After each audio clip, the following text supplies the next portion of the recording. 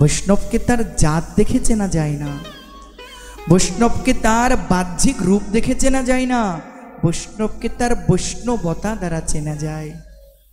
আমরা বৈষ্ণব, আমাদের মালা তিলক এটা আমাদের বাইরের স্বরূপ, আমাদের প্রকৃত স্বরূপ হবে বৈষ্ণবতা, আমাদের আচরণ।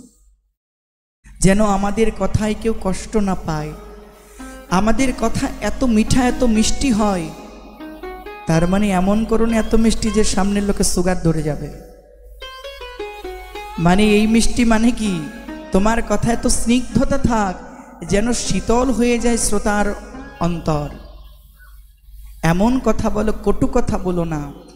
ক্রোধ সাধু যে হবে তার তো ক্রোধের উপর দমন থাকবে। যিনি সাধু হবেন তার তো এক জিহ্বার বেগ, উদর বেগ আর উপস্থের বেগ, এই তিন বেগ সদা সর্বদা নিয়ন্ত্রণ থাকবে।